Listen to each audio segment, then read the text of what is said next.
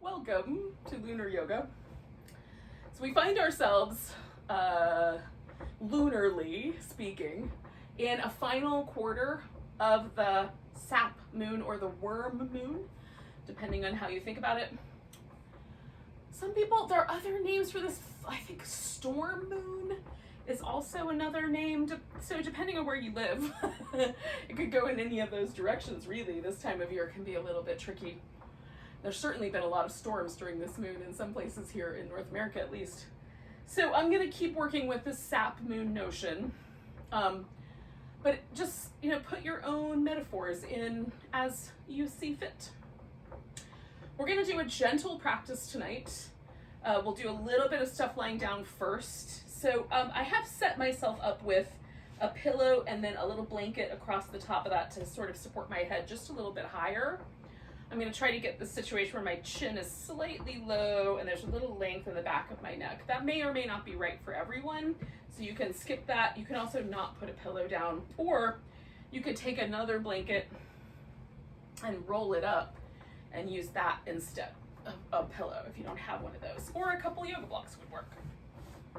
Okay, so this mimics the fish pose, except that my head is not going to drop back, it's going to come forward, right? So it's one little change, which might actually be a massive change if I'm, as I'm thinking about it.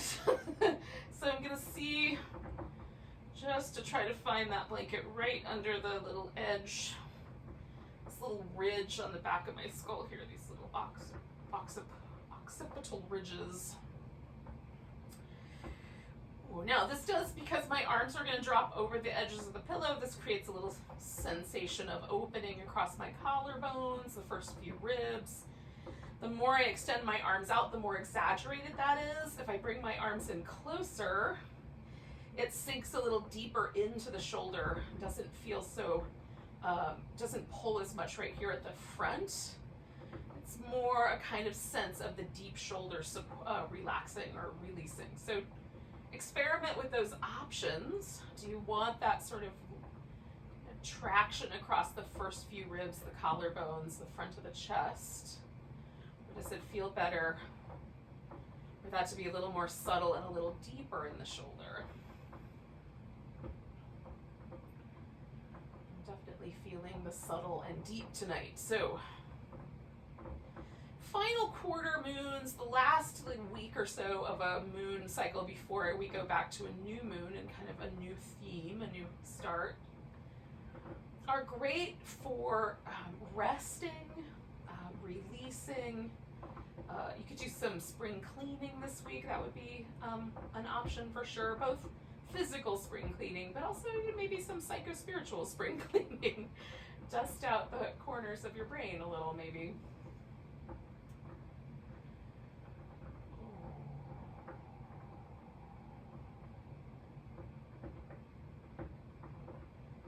As we surrender to the floor, relax and let the muscles start to unwind. Just notice the places that are a little maybe resistant to letting go. For me, sometimes that falls like right between my eyebrows. That little space likes to stay a little knitted, and the mouth or the throat or the tongue can be a little sticky. I invite a more gentle countenance to my face, a little more friendliness.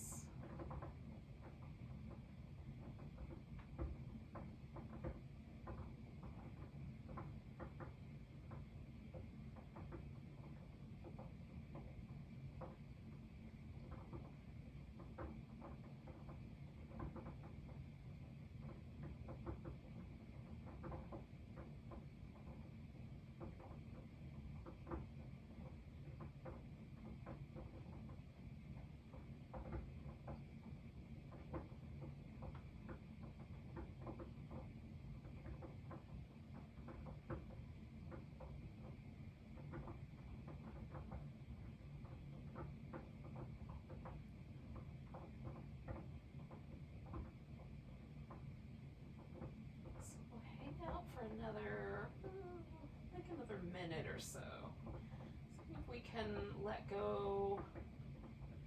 For me, the upper back just started to relax, so I can feel that.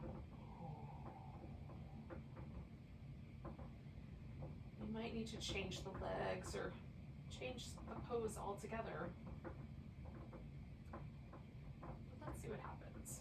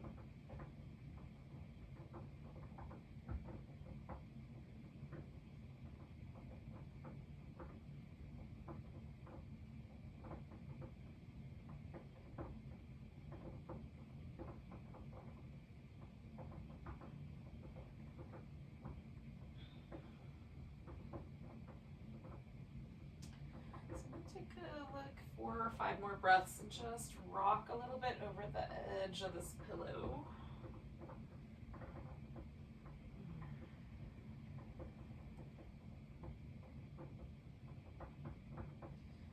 I have a blanket there, that's also really nice to do. And if there's nothing underneath you, just, maybe windshield wipe your legs a little bit.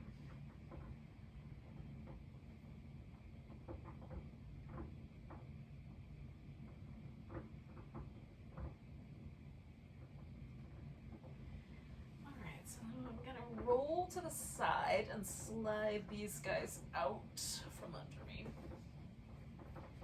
And just set them over to the side. Oh.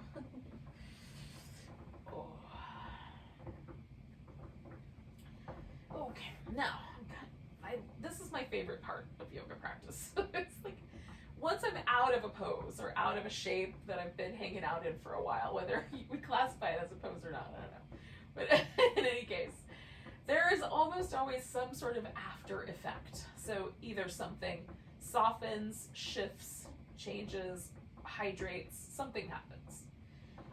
And I like to try to be present as much as I can for that sort of subtlety of shifting sensation. So like my upper back sort of feels a little wider, right? There's this kind of little buzz is the wrong word, but it's like if a buzz could be really, really gentle and soft, a flutter maybe, of something happening around my collarbones now that my neck has changed shapes, right? And then I've got this, I changed the legs, there's little sense of kind of, I don't know, heaviness, stickiness right in my hip joint. So I just like to notice what is. Not always are the sensations pleasant. Most of it's pleasant, but occasionally I also, in shifting out of a pose can feel like, oh, there was an action happening there, or there's opportunity for another action to happen. These are the kinds of things that happen when we rest, give ourselves space and time to feel the practice rather than like trying to get to the next thing or the next part. So this last part of a moon cycle, this kind of opportunity that we have at the very end of a cycle, or even like maybe the very end of a solar cycle, or the very, whenever those natural rhythms occur, when we give ourselves a little bit more time to be a little bit more slow, a little more present, a little more gentle, there's some kind of cool information that appears. So we're going to work with the hips in a couple of different ways tonight for sure, but we're going to start with this really simple movement pattern that is designed to release pressure from the hip flexors. So the hip flexors, there's a couple of quadriceps that aid in flexing the hip. There's some actions on the inner thigh and the outer thigh that kind of aid in stabilizing for that as well. But the main muscles that we're kind of talking about are the muscle that fill the bowl of the pelvis, which is called the iliacus muscle, and then a muscle that starts way down here on the interior of our spine and goes in to meet that big muscle in the bowl of the pelvis, and then together they go over the front of the hip, over the pubic bone, and connect around to the inner part of the thigh bone. So the thigh bone, the hip, and the spine are all connected by this long ribbon of muscle that sort of makes its way through the body. It's called the psoas. And so the two of them together are the muscles that we're trying to access with this movement pattern. Now, flexing the hip means that the leg comes towards the chest, right? We move, this joint gets closer together. And then when we take the leg out, that's extension of the hip. So we're gonna play with that action. So starting in this pose, which is called constructive rest, we've got the feet resting on the floor in a position that feels like the legs are stable and steady. So they don't feel like they want to knock into each other. They don't feel like they want to fall apart. If I bring my feet really close together, I can feel like my inner thigh muscles start to activate to try to hold my legs in place. Whereas if I widen the feet out a little bit, that muscle relaxes. And that's what we're after.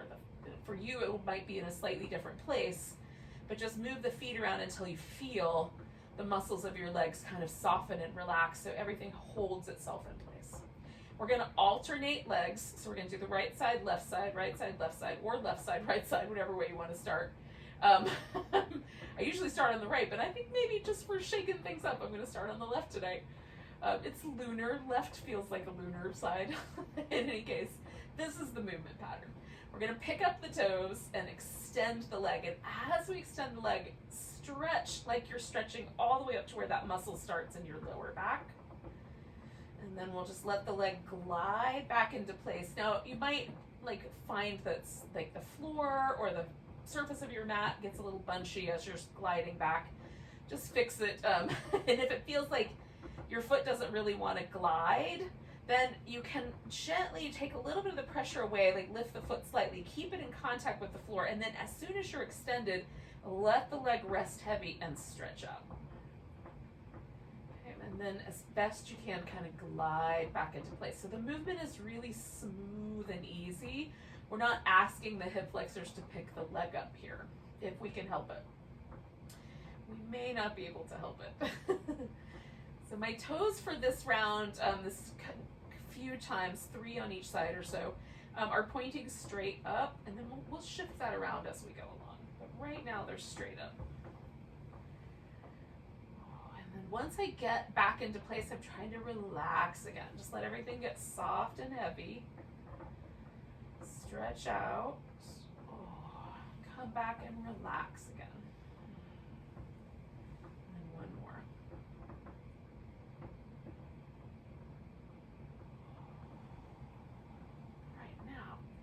I'm going to go out with my left leg. This is my 4th trip out. I'm going to rotate my leg all the way as far around as it'll go at the hip socket. So I don't want to feel this hip pick up off the floor. This is still heavy. It's just as far as it'll rotate out. Then I'm going to glide it back into place. Extend the right one out. Rotate, see how far around it wants to rotate. And I'm just stretching through the leg. Glide back into place. So that's my new movement pattern. A couple more times on each side. And again, we're trying to feel these muscles. They're so deep. They don't live on the surface, which normally the way that we feel things, the sensations that we feel, are the coming from the superficial fascia that lives really close to the surface of the skin. Wraps around the top of the muscle a little bit, but mostly lives just like kind of under the skin. So that's where most of our sensitivity comes from. So we're asking ourselves to reach way down into the body and try to feel these deep muscle structures, which might take a little while to make contact. We're sending out little signals of our intention to feel these spaces. It might take a while for the signals to come back. Might depend on how often you hang out with deep inner space. All right, so I'm gonna pause for just a second because I've done 3 rounds of the first one, 3 rounds of the second, so I've done 2 sets. I'm gonna do one more, but I just wanna see if there's any difference in the way my low back is in relation to the floor. Now I'm already feeling a little bit more of a release in my lower back than there was at the beginning. Maybe you feel that, maybe not. It's okay. Whatever you feel is what you feel. There's no wrong feelings. So I'm going to pick my toes up one more time on this left leg, and I'm going to go out and rotate internally. Now I have a lot more external rotation than I have internal rotation. And again, I don't want to feel this hip lifting off the floor to try to accommodate that.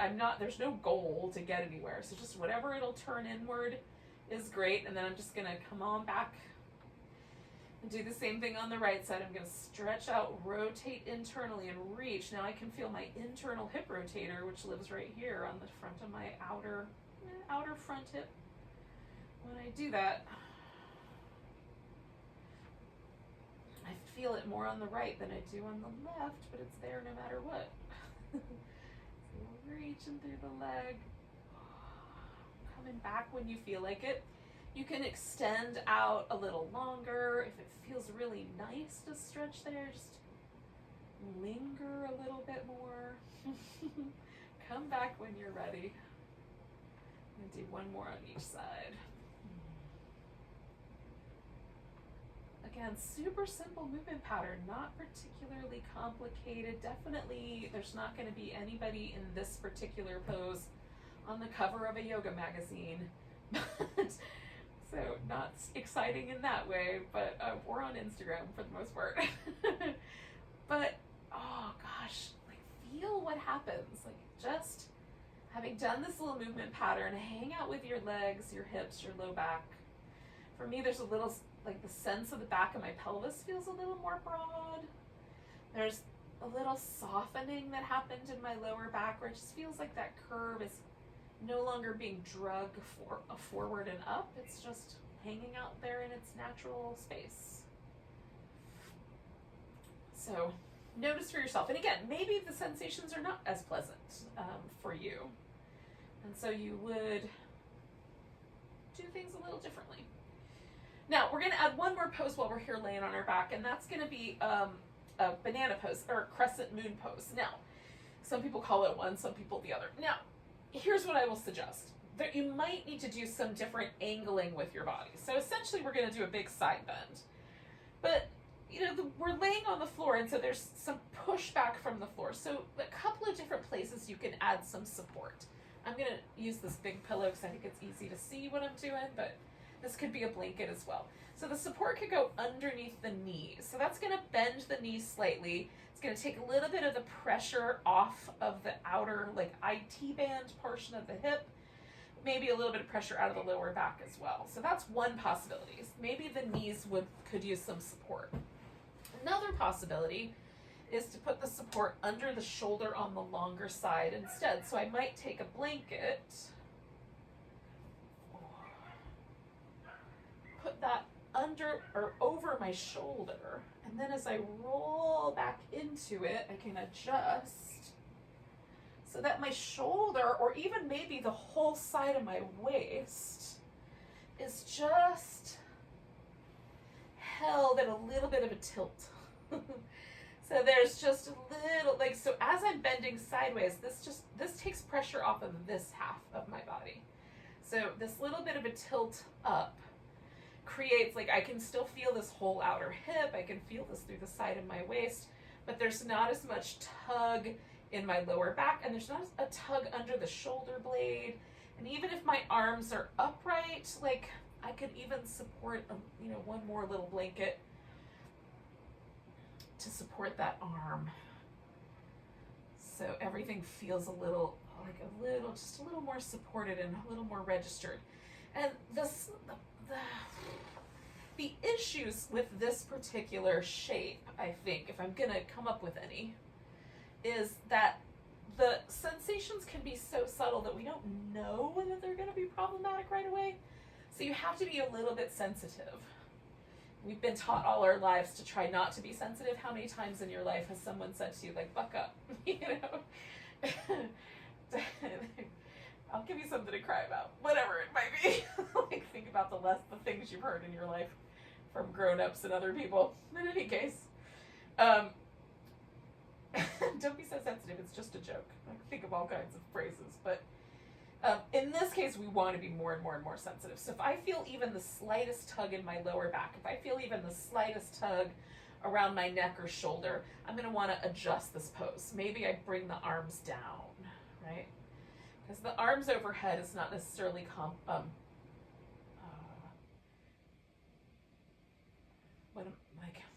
what's the word I'm looking for? De rigueur is the thing that's coming up. It's not necessary. It's not like an absolute, must-have in the pose. The elbows can certainly be bent. They can be a little lower. We're feeling from the center point, from like our spine outward, how much sensation is appropriate through that. We get to the edges. Those are the less important sensations. The ones that live closer to the middle of the body, those are the ones we really want to pay attention to. And so I'm getting a cue to just back off a little bit, just because there's a little crankiness right around my sacrum. So the closer I am to the center of the body, the more I want to listen to that sensation.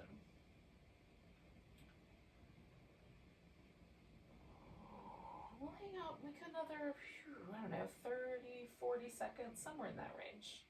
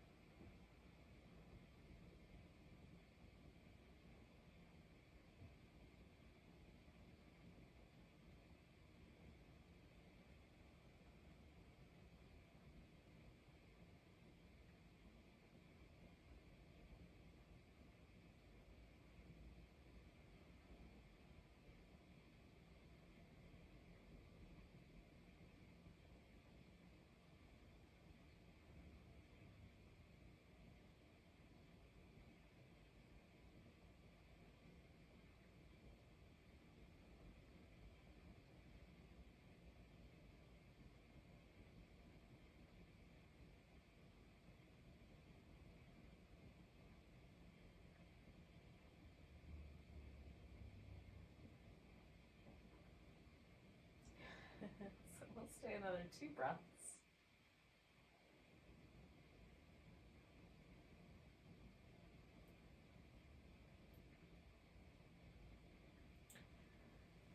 So one unexpected side effect of stretching my left side, I'm going to come on back, because my stomach started making all kinds of noises as soon as I stretched it out, which is kind of funny. Were there any unintended side effects for your pose as well? Oh, and will it stop gurgling at me now that I'm no longer stretching that side? So I'm moving until I feel everything start that softening effect. You don't have to move, you could just hang still. But for me, there's a sense of like, ooh, a little releasing, a little softening, a little hydrating. Things just shift gently. I'm looking for that before I do the other side.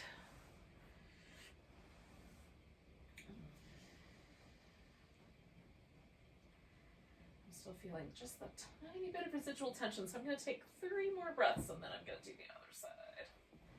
I think. I might change my mind.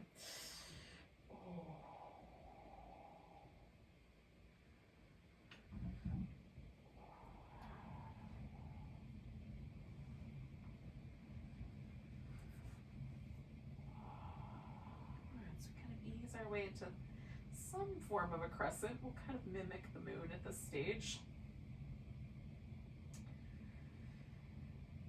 And again, sort of listen as deeply as you can to the sensation, as close to the center of the body as possible.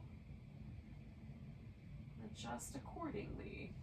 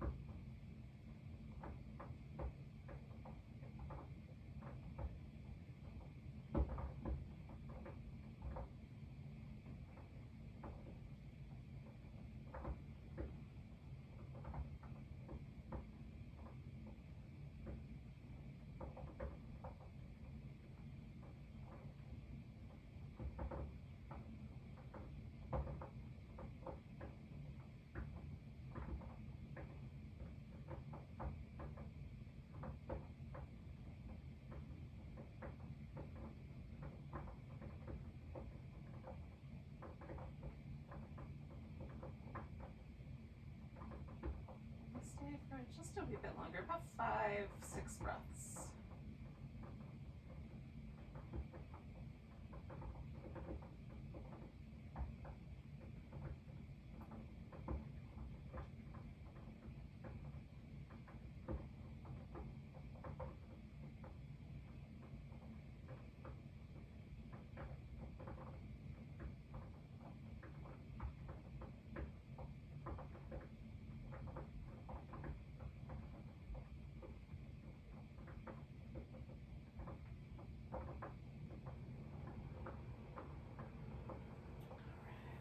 Gently unwind.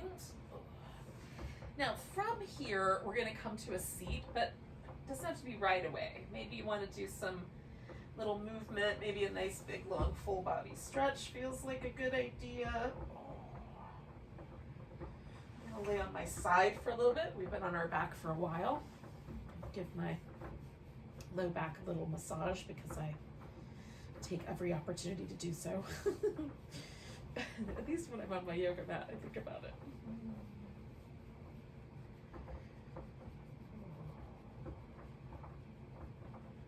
Does that count as self-care? I kind of think it does. So, when you get to a seat, just find a comfortable seat. So maybe you want to sit on a pillow or a blanket so that it's a little more comfy. I think I'm going to take a blanket and fold it up.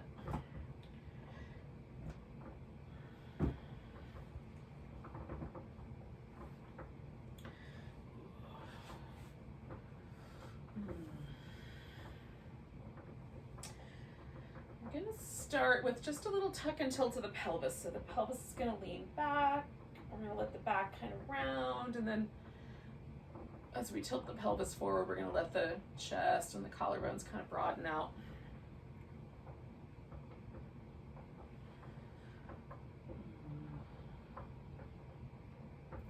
This can be a super tiny movement. Doesn't really have to be. I'm making it really big, but it could be so teeny tiny.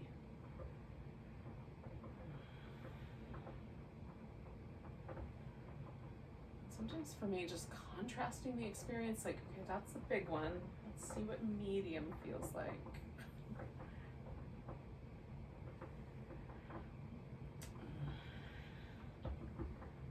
Let's see what small, little subtle movement feels like. Maybe I don't need venti movement. When grande will do. All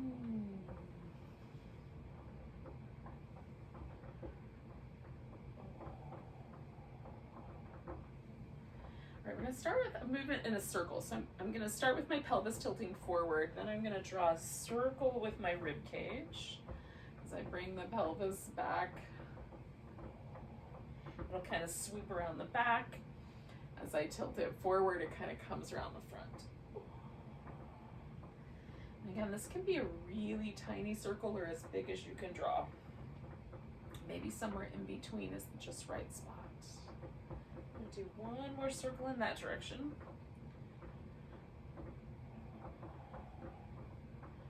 As I come around the front, I'm going to pause for a second, feel, and then send my circle in the opposite direction.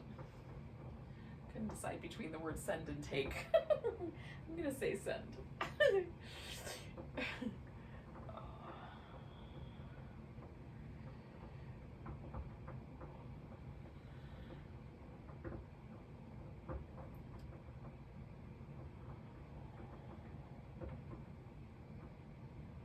Just notice if these movement patterns feel harmonizing, feel awkward. Like, I'm trying to think of other words I can use. Like, do you notice little spaces? Sometimes these movement patterns, they're so simple. I'm just gonna sit up now. But sometimes they make me notice all these really interesting little muscular spaces between my ribs, between the vertebrae and my back, little achy places that I ignore a lot. Now I'm gonna do this little pattern, which is a little baby twist. And again, this might be, oh so small. Oh, so small. It might be really big.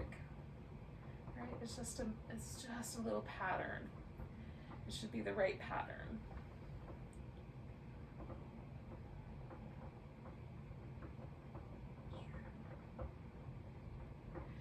Now I'm going to settle myself in a position. So the position can be almost entirely facing forward, just turning with the head, turning just a little bit with the ribs, or turning the whole side waist, right? I'm going to try to keep the hips steady.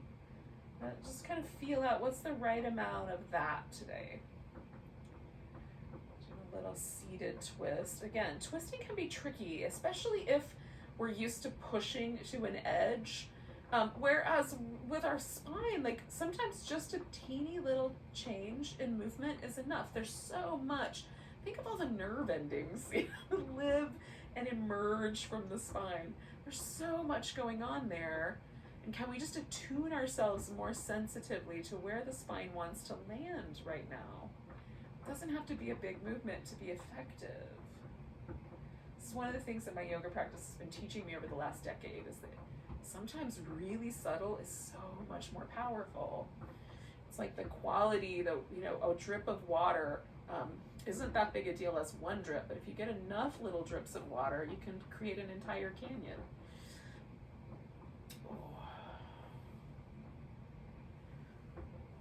Now, I'm going to just pause for a second, do some breathing. We're going to breathe in and out through the mouth, which is sometimes can create a hyperventilating effect. So we're not going to breathe fast. It's going to be nice and slow. The inhale, kind of like almost a really subtle ah sound on the exhale. So inhale, just a little ha, and then on the exhale, just an ah. Breathing through the mouth so we feel the coolness of the air passing over the tongue and the teeth.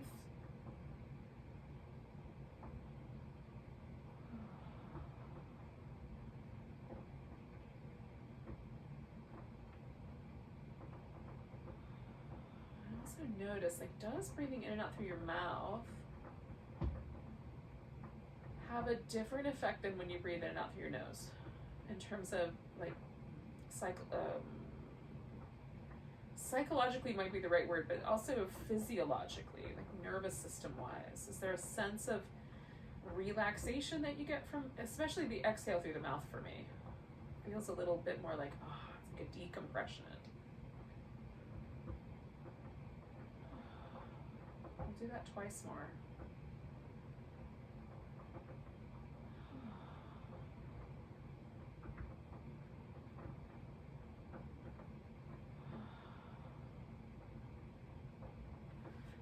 Start my journey into the opposite twist. I'm going to change which leg is up on top just so I have a slightly different setup here.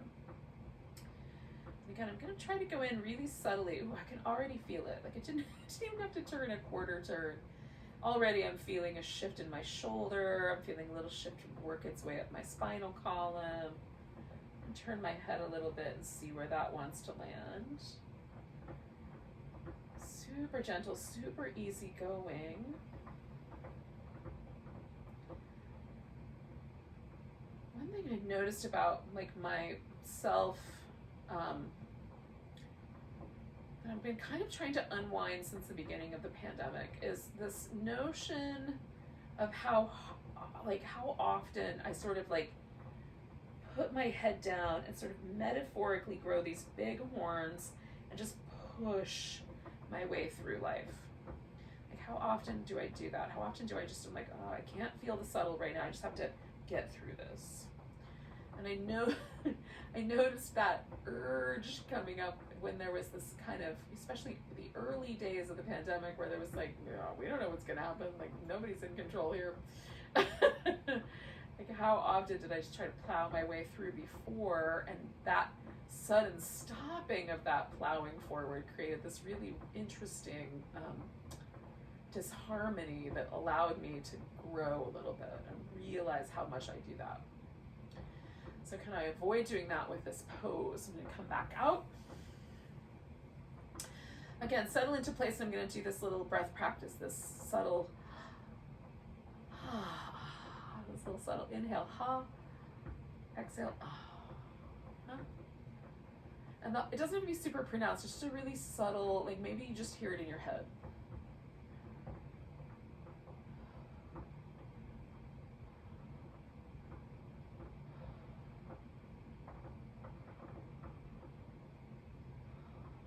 invite like a little bit of nurturing in with this breath.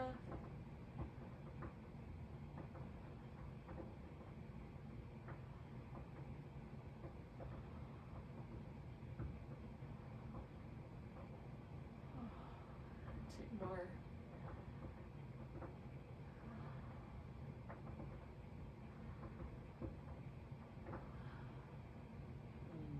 And then just return to a more sort of neutral, natural breath. Just notice where that took you. You might have to re-moisten your mouth. The downside to breathing in out through your mouth is that it's drying.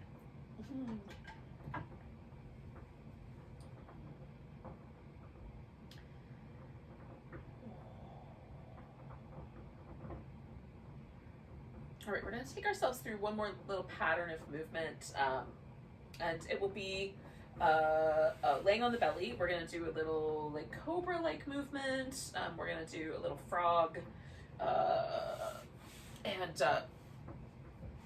it could be we're going to do a little sacrum release as well. We'll see when you get down here how that shakes down. Oh my goodness.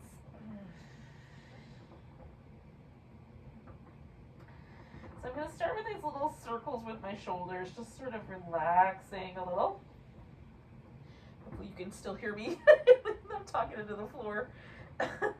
Little shoulder circles. Now, I want to spread my palms out nice and wide. Now, one thing that sometimes happens with Cobra is the hand will sort of cup off the floor and the index finger and thumb mounds will lift. That is an indication of like some tension in the shoulder. And so what you may do instead is come up onto like the tips of your fingers, or just change the position of the hand slightly forward or slightly back. Pressing the palm into the floor is just a way of sort of opening those tight spaces, theoretically in a subtle way. But again, adjust the hand as needed, especially if there's a lot of pinching or pulling in that regard. So I'm going to plant my hands about chest height or so, nice and firm, lift myself into cobra. And with the exhale, I'm going to come back down. So I'm just going to do that with the breath, like 4 more times. Inhaling, lift. Exhale, come down. Try not to lift from my head and neck. Try to lift from that space right about the middle of my back. So those muscles are the ones that are hoisting me up and bringing me back down. Again, trying to keep my palms nice and level, or at least all my fingertips level if I'm not doing flat palms. I forgot to count, so I'm going to do one more. I might do a bonus round. All right. Now, I'm going to take my arms and just make a little crisscross and rest my forehead there. And you can bend at the knee to windshield wiper the legs back and forth, or leave the legs straight and just jiggle the hips. Just feel out which one feels better. They're both great releases for the sacrum, lower pelvis, in the back there. Oh. Now, I'm going to roll to my right, take my left leg out like a little frog flipper. You can stay a little more on this right side, or you can see what happens if you roll back to the center so your hips are a little more level. Not everyone is going to find that pleasant. I am going to take a blanket and sort of put it under here, so when I come down for my little crocodile, there's more like soft support.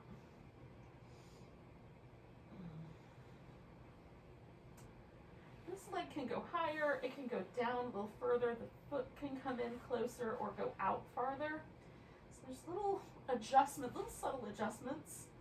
Feel out what adjustments feel nice and don't cause trouble in your inner knee or in your groin.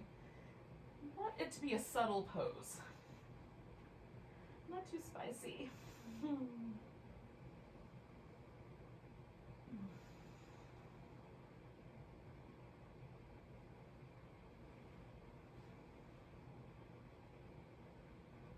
This is one of my favorite lunar poses. I don't know why it feels lunar to me, but it sure does. Something about it. I might do it more often with lunar yoga than any other kind.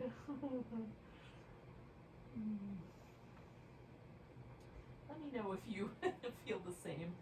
If you would qualify this pose differently.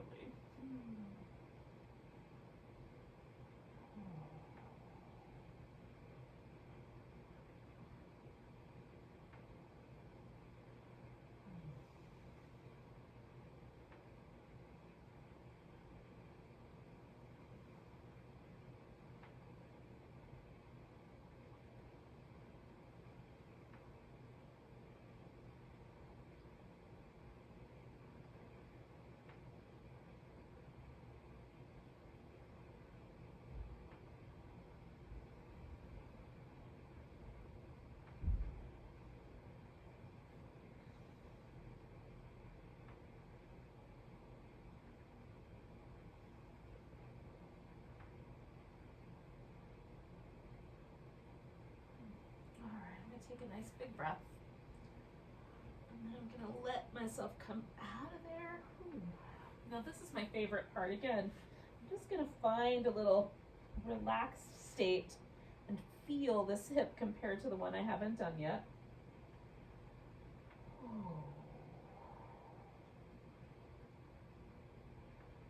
And what's the fallout? What's the result of the pose? Does it feel nice? Is there any tenderness that you notice? And I'm going to come back to my cobra shape. Lift into cobra and just side bend a little bit. So I'm looking over one way and then the other. And oh gosh, it feels so pleasant. I'm going to go back and forth.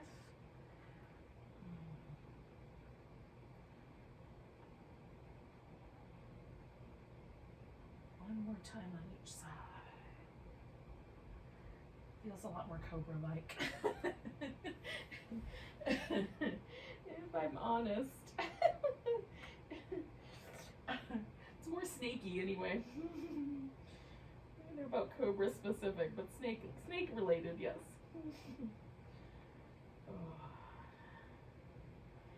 When you feel ready, roll to your opposite side and stick your opposite little frog flipper out. And again, you might adjust some support. You might adjust how the hips tilt or not. How the leg is positioned.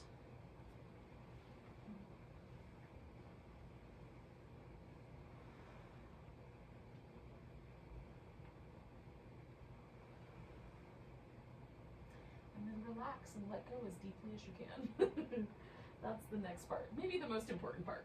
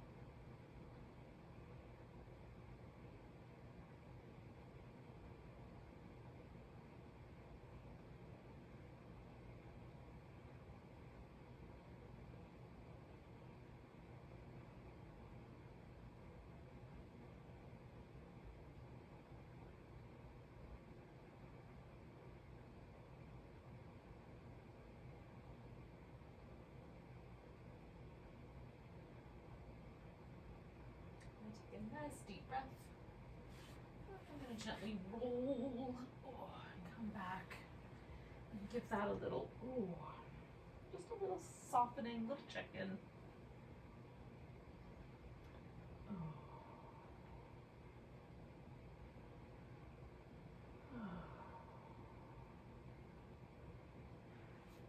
Now, for our final relaxation, I'm going to do a little happy baby before we get there, but for that portion of the class, if you want to do like a legs over a, like you can lay with your hips and thighs kind of right by the couch and just put the lower legs up on top, or in a chair or over an ottoman, or if you've got a wall surface, you want to take your legs straight up, you can do that. What I'm going to do is kind of a little, it's called Stonehenge pose.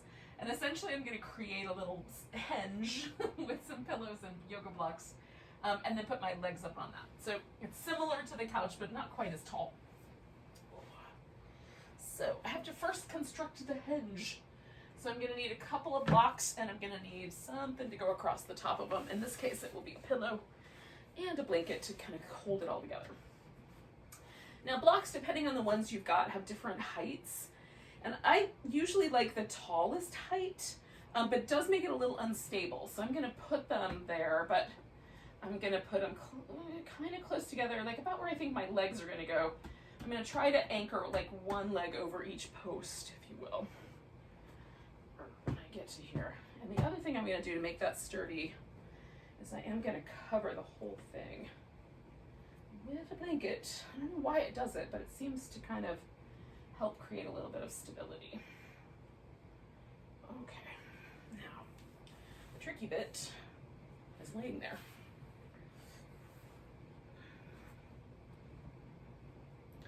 It's probably, if I'm truthful, the reason I like this pose is because it's called Stonehenge pose, and I just am enchanted by that.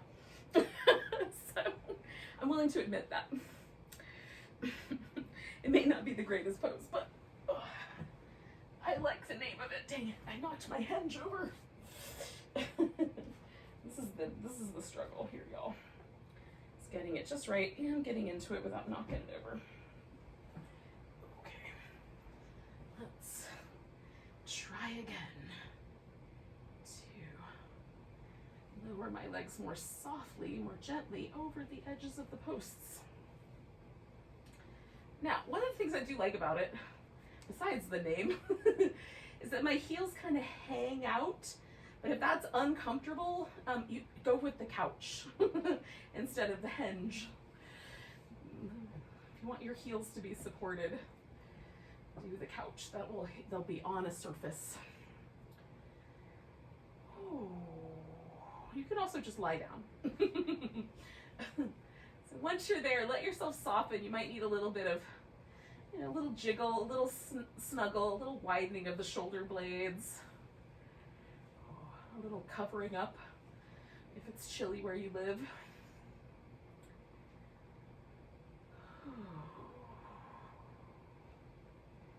We're going to start way up here at the top of the head, maybe even just above the top of the head. Just soften at the crown a little bit. Relax any muscles that live on the sides of the head, around the ears, the back of the skull and the neck. Relax your face, lips.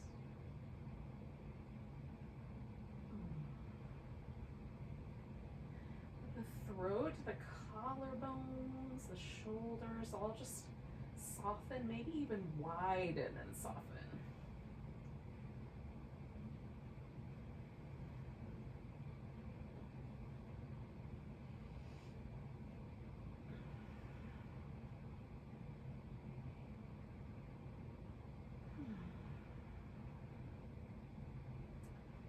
If you often sort of hold in a little bit around the belly or the groins or the hips, see if you can relax every muscle there.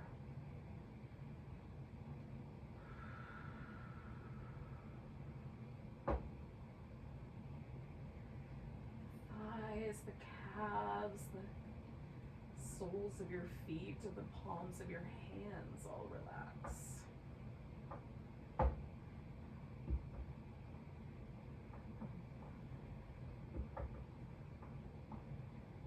Just see how long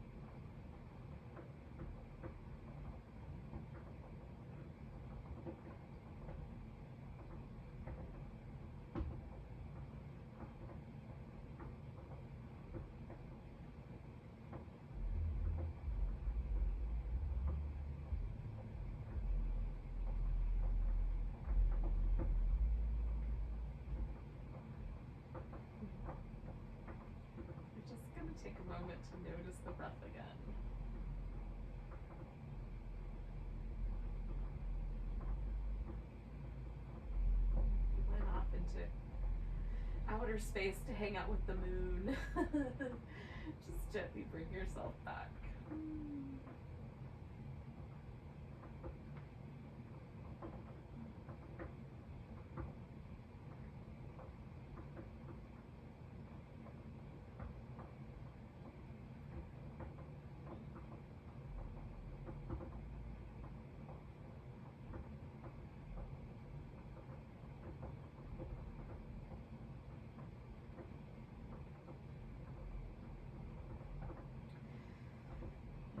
You can start a little movement pattern. Now my little Stonehenge is going to collapse underneath me as soon as I move big, but I can do some little movement without causing that trouble. So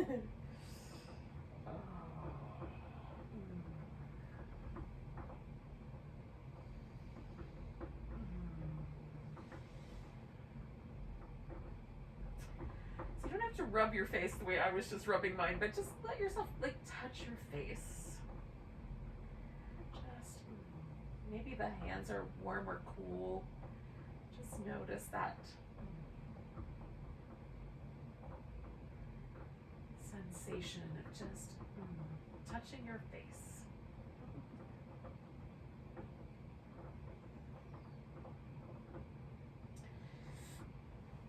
We often say the moon has a face. So maybe it's okay to get in touch with our own. Now, I'm going to, again, hang out on my side for just a couple breaths. Just give myself a transition space. And then I'll come all the way up.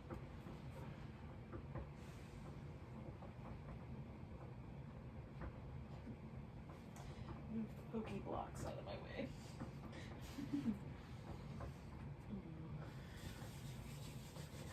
Thanks for joining me for some lunar yoga.